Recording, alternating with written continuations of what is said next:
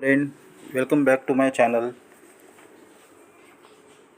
Nifty और bank Nifty की future की 1 आवर और 15 मिनट की चार्ट एनालिसिस में आप सबका स्वागत है।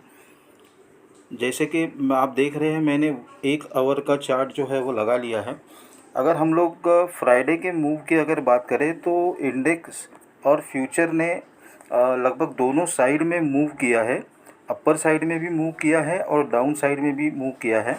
तो आवरली अगर मैं चार्ट अगर एनालिसिस करूं फ्रेंड्स, तो आप ये देख रहे हो कि निफ्टी फ्यूचर का क्लोजिंग जो है वो हमें मिला है 25,780 का।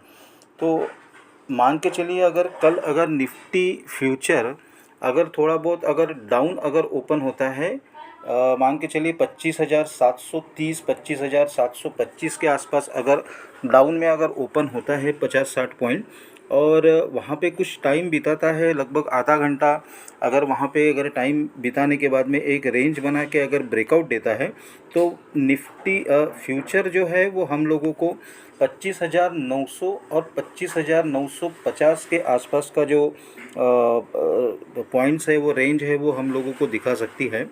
मान के चलिए, अगर बहुत बड़ा अगर गैप डाउन अगर ओपन होता है, गैप डाउन मीन्स अगर मान के चलिए 25,650 के नीचे अगर निफ्टी फ्यूचर अगर ओपन होता है, तो ये जो आप एक रेड कलर की जो कैंडल देख रहे हो जिसका लो 25,535 का है, तो यहाँ तक के निफ्टी फ्यूचर जो है वो आ सकता है और इस लो को रिटेस्ट कर सकता है।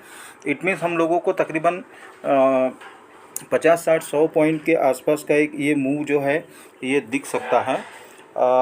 और मान के चलिए, अगर बहुत बड़ा अगर गैप डाउन अगर ओपन होता है, मतलब 25,600 के नीचे अगर गैप डाउन अगर ओपन होता है, तो 25,520 और 25,450 ये रेंज जो है वो निफ्टी इंट्राडे के लिए है, जो कल हम लोग ट्रेड कर सकते हैं। जो मेरा प्लान ए और बी है, जैसा मेरा प्लान ए जो है, अगर मान के चलिए अगर थोड़ा सा फ्लैट या गैप अप अगर ओपन होता है तो रेंज के लिए मैं ट्रेड करूँगा।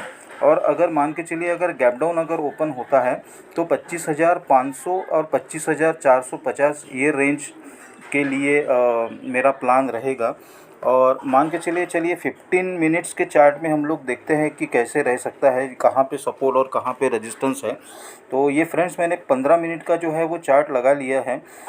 जैसा मैंने प्रीवियस कहा था कि अगर निफ्टी फ्यूचर अगर 25,700 या 25,750 के ऊपर में अगर ओपन होती है और वहाँ पे एक रेंज बनाती है, तकरीबन आधा घंटा अगर वहाँ पे ट्रेड करके फिर अगर ब्रेकआउट देती है, तो हम लोगों को 25,900 या 25,850 का जो एक रेंज है वो हम लोगों को इंट्राडे में मिल सकता है। और व्हाट अबाउट अगर नीचे अगर डाउन होती है, मान के चलो डाउन में अगर ओपन होती है, गैप डाउन अगर ओपन होती है 25,600 के नीचे, तो हमको फिर से एक 25,520 और 25,435 के जो रेंज है वो हम लोगों को यहाँ पे दिख सकती है। तो फ्रेंड, जैसे मैंने एक यहाँ पे एक ट्रेड लाइन जो है वो ड्रॉ कर रहा हूँ। जैसे आप देख रहे हो, ये जो एक ट्रेड लाइन जो गई है, पच यहाँ से एक जो ट्रेड लाइन जो गई है, तो आप अगर देखोगे तो ये ट्रेड लाइन को निफ्टी फ्यूचर जो है वो अच्छी तरीके से इनको जो लाइन जो गई है, इनको अच्छी तरीके से फॉलो कर रही है। और अगर अपर साइड की अगर मैं एक ट्रेंड लाइन अगर बनाऊं, तो जो रेजिस्टेंस जो मेरे हिसाब से मैं जो आपको बताया हूं कि 25,850 या 25,950 का जो रेजिस्टेंस है वो हम लोगों को मिल सकता है।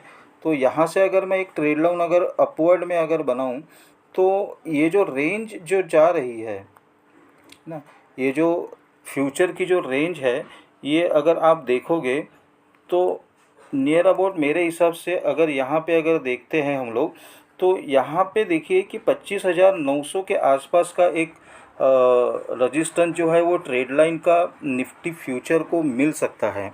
तो जहाँ जैसे मैंने कहा था कि 25,850 या 25,900 के आसपास के जो रेंज जो है वो हम लोगों को दिखा सकती है, अगर ब्रेकआउट निफ्टी फ्यूचर अगर कल के ट्रेडिंग सेशन में देता है।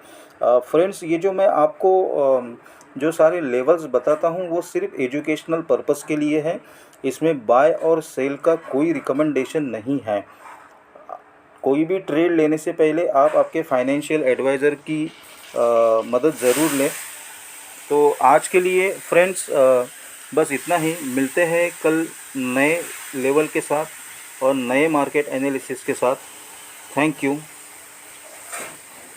वीडियो अगर अच्छा लगेगा तो please like and subscribe my channel. Thank you.